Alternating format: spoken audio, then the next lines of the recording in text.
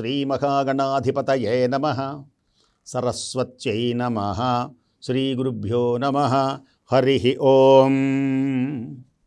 ఆస్తిక మహాశయులకు, భక్త మహాశయులకు అత్యద్భుతమైనటువంటి రీతిలో అఖండ పుణ్య సంపదను కలిగించే ఆర్వి ట్రావెల్స్ వారు మనకు అనుకూలమైనటువంటి విధంగా రమణ గారి యొక్క దివ్యమైనటువంటి ఆధ్వర్యంలో మంచి కార్యకర్తలతో కన్న బిడ్డల కంటే మిన్నగా జాగ్రత్తగా తీసుకొని వెళ్ళి చూపించేటువంటి అద్భుత పుణ్యక్షేత్రాలు మనకు దర్శనమిస్తాయి. చక్కగా వాటిని దర్శించాలి. వాటిలో ఒడియా ప్యాకేజ్ ఒకటి ఉంది. ఒరిస్సా అంటారు దీన్నే. ఇక్కడ ఒరిస్సా అనగానే పూరి జగన్నాథుడు మనకు తెలుస్తుంది. ఆ పూరి జగన్నాథుని యొక్క జెండా కానీ, ఆలయము కానీ, ప్రద్యుమ్నుని యొక్క మహారాజు కథలు కానీ, అలాగే కృష్ణ బలరామ సుభద్రుల యొక్క విగ్రహాలు, పెద్ద పెద్ద కళ్ళు ఉంటాయి. అలాగే అక్కడ స్వామికి అక్కడ గుండె దగ్గర అలా లబ్డని కొట్టుకుంటుంది. అక్కడ సాక్షాత్తు ఆయన నారాయణుడు పరమాత్ముడై మనకు దర్శనమిస్తాడనమాట సజీవంగా. అలాగే 12 సంవత్సరాలకు ఒకసారి మళ్ళీ దాన్ని ఆ చొక్కలు మారుస్తారు. జగన్నాథుని యొక్క దివ్యమైనటువంటి రథం జగన్నాథ రథచక్రాలు అంటారు. ఆ జగన్నాథ మట్టి పాత్రలతో, అందుకని అక్కడ కుల భేదాలు ఉండవు. అందరికీ అలా భోజనం పెట్టేస్తారు. పేద ధనిక భేదం ఉండదు. కొనుకనే మహారాజు ఒక చీపురు పట్టుకొని అలా చిమ్ముతూ ఉంటాడు.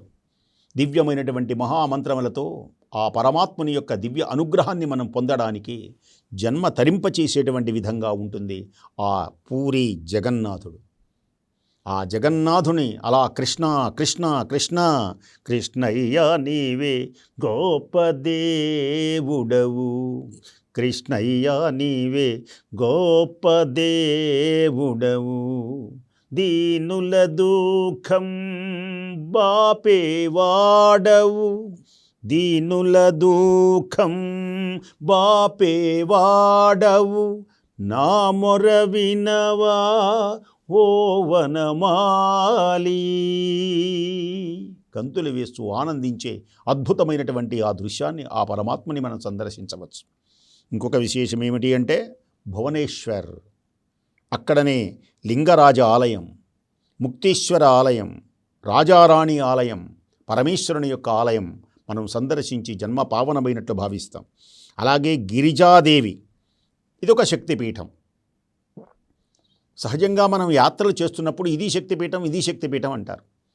సహజంగా అమ్మవారి యొక్క సతీదేవి యొక్క దేహం 18 ముక్కలైతే 18 చోట్ల పడింది. ఇవి కాక ఇంకో చిన్ని చిన్ని ముక్కలు కూడా పడి ఉంటాయి. అది ఇక్కడ పడింది, ఇక్కడ పడింది అని మనకు అక్కడ వాళ్ళు చెబుతారు ఆ స్థానికులు. అమ్మవారి యొక్క దివ్యశక్తి మొత్తం అణువణువున ఈ లోకంలో వ్యాపించి ఉన్నది. అలాంటి గిరిజా దేవి యొక్క దివ్య ఆలయం. ఇంకొక గొప్ప విశేషం ఏమిటి అంటే ఒరిస్సా అనగానే కోణార్క్ దేవాలయం, సూర్య దేవాలయం అంటారు దాన్ని. అత్యద్భుత వైజ్ఞానిక నిర్మాణం. సూర్య కిరణాలు ఆ గర్భగుడిలోకి వెళతాయి. ఉదయించే సూర్యకిరణ సముద్రపు ఒడ్డున ఉంటుంది. అది చూడాలి. అలాగే అరసవల్లిలో కూడా సూర్యకిరణాలు ఆ నారాయణుని పాదాలు తాకుతాయి. అసలు అలా నిర్మించడం ఒక ఇంజనీరింగ్ అంటారు కదా, వైజ్ఞానిక అద్భుతమైనటువంటి రీతిలో అసలు వాళ్ళ నిర్మాణం, వాళ్ళ గొప్పతనం, ఆ ఉపాసన ఇవన్నీ మనకు లభ్యమవుతాయి. ఇలాంటి వైభవాన్ని పాడు చేయాలి అని మనకక్కడ కొంత జరిగింది. ఇతర దేశస్తులు మామూలు వాళ్ళు కాదు. మన వైజ్ఞానికం లేకుండా, పుస్తకమే లేకుండా చేస్తే ఎట్లా ఉంటుందని, పుస్తకం ఉంచినా పర్వాలా, పోనీ గుళ్ళు ఉంచితే పర్వాలా, పరిపాలన చేసుకుంటూ అసలు ఉండడానికే వీలు లేదు. ఎంత మూర్ఘత్వమో చూడండి.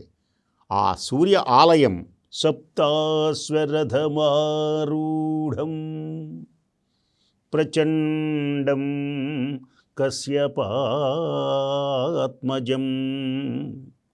శ్వేతపద్మధరం దేవం తం సూర్యం ప్రణమామ్యహం. 7 గుర్రములు ఉంటాయి అక్కడ, రథచక్రములు ఉంటాయి. అదే కాలచక్రం. దానికి ఒక్కొక్క అర్థం ఉంటుందన్నమాట. దాని మీద రేకులు కూడా చక్కగా చాలా అద్భుతమైనటువంటి రేకులు చేస్తారు. ఎన్నెన్ని ఆకులు ఉండాలి, మనకు ఎన్ని ఋతువులు 6, అలాగే మాసములు, ఇవన్నీ మనకు అక్కడ దర్శనమిస్తాయి. 12 మాసములు మనకు ఈ చిహ్నాలుగా, అంటే కాలచక్రంని కొలిచేటువంటి విధంగా ఉంటుంది. అది గొప్ప విశేషం. అక్కడ గుడింటే గుడి కాదు అది. అక్కడికి వెళితే వైజ్ఞానిక జ్ఞానం మనకు అబ్బుతుంది. కోణార్క దేవాలయం, సూర్య భగవానుడి గనక ఆరాధిస్తే ఆరోగ్యం భాస్కరాదిచ్చేత్, అలాంటి అద్భుతమైనటువంటి కోణార్క దేవాలయం మనకు చూపిస్తారు. అలాగే పిపిలి హస్తకళలు ఉంటాయి. అసలు మన దేశం ఒకటే, 64 కళ్ళకు నిలయం. ఇప్పుడు బెజవాడ దగ్గర కొండపల్లి అని ఉంది. కొండపల్లి బొమ్మలు ఒక ప్రత్యేకత, ఇంకెక్కడా ఉండవు ప్రపంచంలో. అవి చూడండి, ఇలా ఉయ్యారంగా ఉంటాయి. అలా ఊరికి కదిలించండి, ఊగుతాయి. అందుకనే పాటలు కూడా రాస్తారు, కొండపల్లి బొమ్మలగా కులికింది పిల్ల. అలాగే అక్కడ ఆ పవిత్రమైనటువంటి పిపిలిలో హస్తకళలకు నిలయం.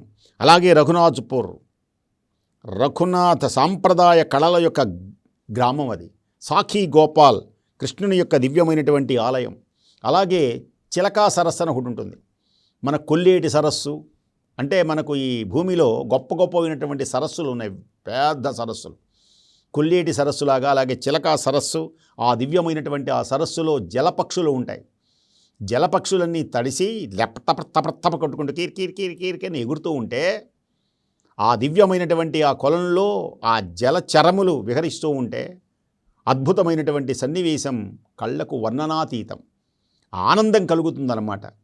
మనిషి మనస్సు ఎప్పుడైతే ఆనందం కలుగుతుందో శక్తి కలుగుతుంది. ఆనందమే పరబ్రహ్మ స్వరూపం. ఆనందము లేనటువంటి జీవితం ఎందుకు? ఎన్ని ధనం ఉంటే ప్రయోజనమేమున్నది? ఏది ఉన్నా ప్రయోజనం లేదు. ఆనందము ముందు అన్నీ తక్కువే. అలాంటి ఆనందాన్ని మనం పొందాలి అంటే ఈ ఒడియాలో ఇంకొక గొప్ప విశేషం ఏంటంటే ఒక నాట్యం.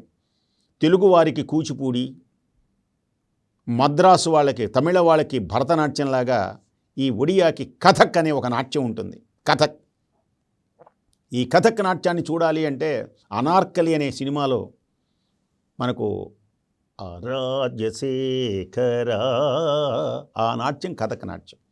ఇలాంటి ఆనందమైనటువంటి ఆర్వి ట్రావెల్స్ ద్వారా నిర్వహించే అద్భుతమైనటువంటి ఈ 11 కేంద్రములతో ఉన్నటువంటి బెంగళూరులో కూడా ఉన్నది. చక్కగా వీరిని సంప్రదించి ఆనంద సంతోషాలు పొంది, అలాగే సర్వసుఖములు పొంది, సకల పాపము నుండి విముక్తి, అఖండ పుణ్య సంపద మీకు కలగాలని కోరుకుంటూ స్వస్తి.